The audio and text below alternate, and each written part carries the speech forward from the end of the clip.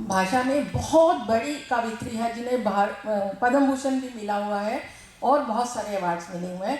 वो Jammu radio station पे पहले डोगरी में न्यूज़ पढ़ती थी, उसके बाद दिल्ली में पढ़ती रही, बाद में वो बॉम्बे चली गई थी। तो वहाँ जाके उनका लता मंगेशकर के साथ बहुत अच्छी दोस्ती हो गई थी और उन्हीं के बारे में बता रही हूँ मैं। लता मंगेशकर और पद्मा सचदेव जो हैं वो बहुत आपस में फ्रेंड्स हो गई थी और वो उनके साथ उनकी रिकॉर्डिंग्स पे जाती थी।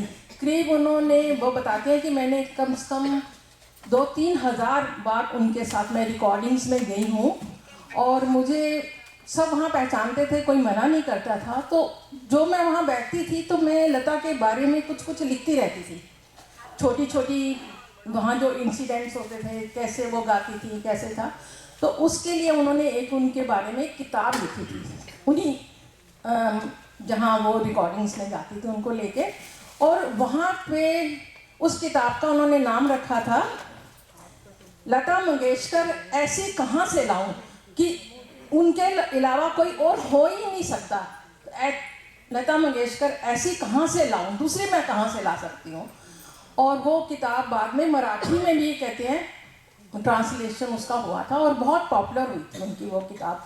और उनके संबंध बहुत सारे, क्योंकि वो कवित्री थी इसलिए नॉवेल्स भी लिखती थी, कहानियाँ भी लिखती थी और उन्होंने डोगरी में काफ़ी लिखा हुआ है। लेकिन बॉम्बे जाके वो उर्दू और हिंदी में लिखने लगी थी, क्योंकि वहाँ उनका उठना बैठना उन लोगों में होता था, उर्दू कवि और दूसरे।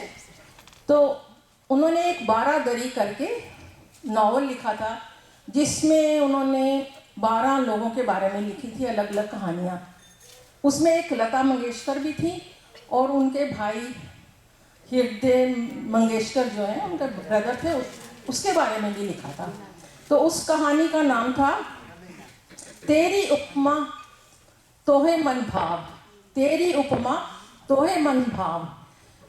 क्योंकि उस लता मंगेशकर की कोई उपमा थी, उसके बारे में उन्होंने काफ़ी कुछ लिखा था। और पद्मा सचदेव ने उनकी 2 पिक्चर, एक पिक्चर प्रेम पर्वत के गाने भी लिखे थे जो 1973 में आई थी, वेद राही ने बनाई थी। ये नीर कहाँ से बरसे, ये बदरी कहाँ से आए, बहुत पॉपुलर सॉन्ग है। ये नीर कहाँ से बरसे, ये बदरी कहाँ से आए। और दूसरा गाना लिखा था मेरा छोटा सा घर बार, मेरे आंगन में छोटा चंदा, छोटे छोटे तारे। तो ये उस पिक्चर के बड़े मशहूर गाने थे जो पद्मा सचदेव ने ही लिखे थे। और लता मंगेशकर ने पद्मा सचदेव के प्रेम के कारण, क्योंकि आपस में दोनों की बहुत बहुत ज़्यादा प्यार था, तो उन्होंने लता मंगेशकर को बोला कि मेरे डोगरी गाने भी आप गाइए। तो लता मंगेशकर ने उसे बोला कि आप हर एक लैंग्वेज में गाते हो, अब आप मेरी लैंग्वेज डोगरी में भी गाने लगे। तो लता मंगेशकर ने बोला नहीं, मैं सिर्फ तुम्हारे ही गाऊंगी और किसी के नहीं गाऊंगी। तो उसने बोला ऐसा तो नहीं होता ना, जम्मू में और भी तो डोगरी में लिखते हैं, तो उन मेरे गुरु हैं या कोई है तो उनकी भी गाइए। तो कह रहे वो इतनी भोली और स्वीट, मतलब इतनी बच्ची बन जाती थी कभी कभी, और वो इतने प्यार से मेरे को बोले ठीक है, जैसे तो कहती है ना वैसे ही मैं गाना गाऊंगी। तो उन्होंने 2 गाने पद्मा सचदेव के गाए उस वाली रिकॉर्डिंग में, और बाकी दूसरे लोगों के भी गाए। जो पद्मा सचदेव के थे वो वाले मैं 2 गाने बताती हूँ कि कौन है। एक था भला सिपाहिया डोगरिया आओ, रस लिया धारा, ओ तेरी सो रस लिया धारा, ओ तेरा बड़ा चंगा मंदा लगदा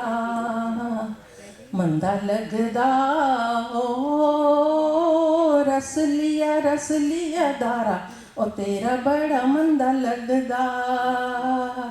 भला सिपाहिया डोगरिया तेरा बड़ा मंदा लगदा, ओ तेरा बड़ा मंदा लगदा।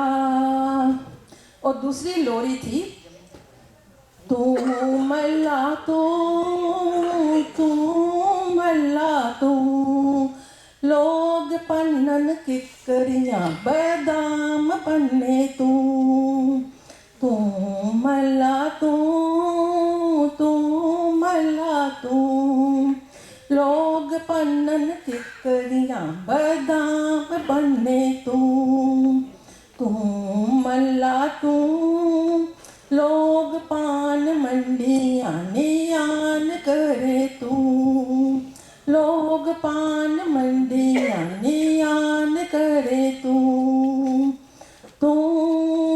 मेरी उम्र भी भोग बचवा तेरे कोला लगे ना कोई रोग बचवा तू मल्ला तू